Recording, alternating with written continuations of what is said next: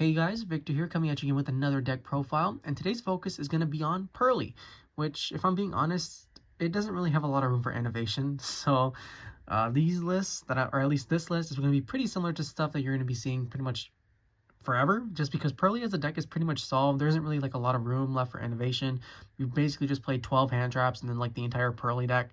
But even so, you can still maybe pick up some new ideas, even though it's, like I said, it's very rare. And with that, let's just jump straight into the deck profile. Now, for the monster lineup, of course, you got to play 3 Purrely, and then to go with your 3 Purrely, you got to play 3 Purrelyly. You have to max out on this. There's no ifs, ands, or buts about it.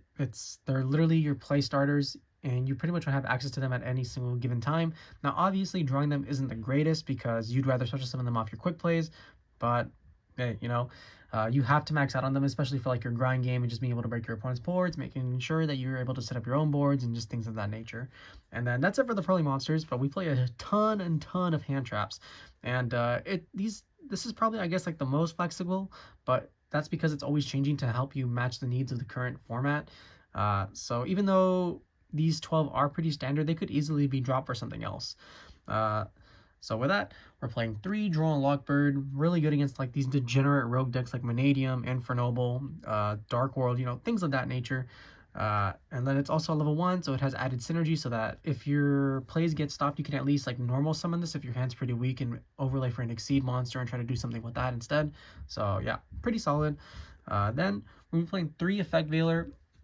You either play 3 Effect Veiler or you play 3 Infinite Impermanence. If you know for sure you're going to be going second, then you play 3 Imperm, obviously, just because it's able to be used during your turn and your opponent's turn pretty much whenever you want.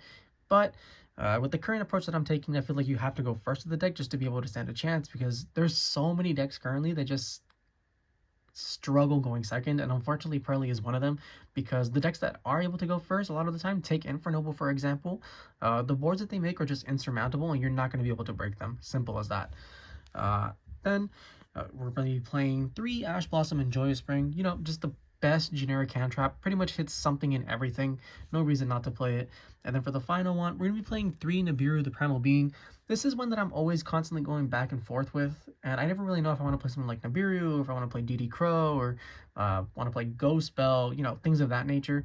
But I feel for now, especially with the Effect Veiler, you can pair it with the Nibiru pretty well, and you should be able to break most boards if I'm being honest.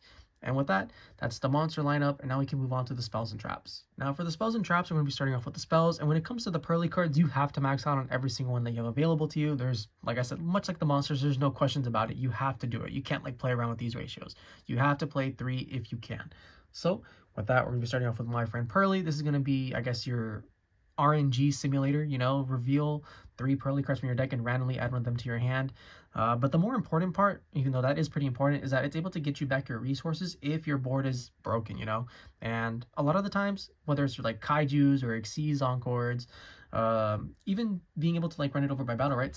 Or being able to link it away with cards such as like Underworld Goddess, because those situations do come up. My friend Purrely is pretty big in helping you just be able to grind back and fight back against your opponent breaking your board. And then we're going to be playing 3 Purrely Pretty Memory, 3 Purrely Happy Memory, 3 Purrely Sleepy Memory, 1 Purrely Delicious Memory, because we're only allowed the 1. And, pretty straightforward. You have to play 3-3-3-1.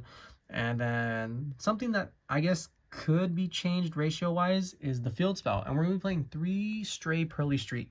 Now, the reason for this is because one of the best decks in the current format is Rescue Ace, and that deck just happens to target all your monsters. So this card can kind of just turn into like an insta-win in that matchup in a lot of situations, because all you have to do is activate this, then you special summon your monster, and they can't target it with literally anything. At most, they could probably just like SP Little Knight something away, but it really doesn't matter, because the bread and butter for the Rescue Ace deck is to be able to get rid of your monsters and just negate them with their spells and traps. So if you cut that part out from the deck, you're going to be in a really good situation, I'm not going to lie. And then you'd also have the added bonus of being able to open this more consistently, which means if you go first, you can attach more quick plays to your Purrely Exceed monsters during the end phase, and then hopefully you can gain more advantage out of that by being able to draw more cards, ensuring that you're able to set up a 7 material noir, things of that nature. And then for the final spell, we're going to be playing 3 Pot of Prosperity. Consistency card. It lets you look at the top 6 cards of your deck. Card is insane. Not much to say. And now that it's super cheap, everyone can play it. So, you know, bonus. And then that's it for the spells. And then for the traps, we just play 3 Purrelyyeap. Card's okay, you know. This is going to be like one of your additional main grind games because you can banish it from the graveyard to recycle your cards. And then during your opponent's turn, what you're going to want to do is you're going to want to activate the Purrelyyeap to rank up your Epurrely into Purrely Noir. And, you know, 7 materials. You get typically 2 to 4 draws after you rank up. It gets really insane really fast, I'm not gonna lie. And with that, that's the main deck, 40 cards. Now we can move on to the extra deck. Now the extra deck can be changed somewhat, and you can either choose to go pretty like Exceed heavy, or you can choose to go pretty Link heavy. But for this specific version, it's going to be very Exceed heavy, and so because of that, we're playing the 1 Epurrely Plump, the 1 Epurrely Happiness, 2 Epurrely Beauty, 1 Epurrely Noir, and then 2 Expurrely Noir. And this is going to be, you know, your go-to end board card. Well, not technically end board, but you're going to summon it on your opponent's turn because it's the one that's unaffected by when it has 7 or more materials. It bounces cards from field or grave to the bottom of the deck. It pretty much just does everything for the deck. The card is very irritating for people to get over. So, you know, you got to play 2. Even though I guess technically you could get away with 1, but you want to be safe and go with the 2 for sure so that you can actually, you know, ensure that you're going to be able to win on your own turn. And then for the stuff that isn't as staple-ish, we're going to be playing 1 Kikinagashi fucho. And this is basically just in case for those hands that you get like stopped tremendously, like say you don't have the field spell and then all your monsters are negated, right? And you just need to buy a turn, you make this, it can't be destroyed by battle, and then hopefully that's enough to get you a turn. Then we're playing 1 Lyrilusc Assemble Nightingale. This card is basically just free Nibiru, or not Nibiru, it's free Zeus fodder. I don't know why I said Nibiru, but what it does, you know, it can attack directly, it does like 200 damage, but that doesn't really matter. The part that does matter is that it's an Exceed, it can attack directly, it gives you free material for Zeus, and as we all know, Zeus is an incredibly powerful card. Sylvan princesssprite, much like Fucho, if your hand is pretty mediocre, you can try and gamble on Sylvan princesssprite drawing you a quick play spell or just any spell in general. And let's face it, in a deck like this where roughly 3/4 of your deck is spells and traps, you're more than likely going to hit something a lot of the time. So just having that extra consistency boost can sometimes just straight up win you the game. So, you know, pretty good. Obviously, it's not always going to work, and sometimes you're going to hit like a hand trap or a Purrely monster and you feel really bad, but when you don't, you feel great. And then we have the Downered Magician to give our Zeus another material. And then speaking of Zeus, we're going to be playing the 1 Divine Arsenal AA Zeus. You don't need more than 1. It's perfectly fine. Normally, by the time this card comes down, it's late into the grind game anyways, and you're probably in either like a really good position or a really bad position. But to go with Zeus, we're going to be playing Ty-phon. And this card is pretty good, I'm not gonna lie.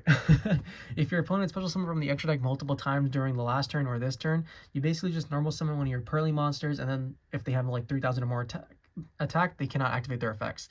And a lot of these decks have a lot of monsters with more than 3,000 attack, so it's basically like a pseudo Mystic Mine, and it can buy you a lot of time before you're able to actually, you know, fully combo off on your next turn. And that's it for the Exceed monsters, but we do play some Links. We play 1 Linkuriboh. This pretty much just allows us to play through cards like there can be only 1. And then lastly, we play the 1 SP Little Knight. What can I say about this card? This card's broken. If you don't have one, you need to get one. It's literally that good at this game. So yeah, with that, that's the Purrely deck profile. If you enjoyed it, please feel free to like, comment, subscribe, and I'll catch you guys next time. See ya!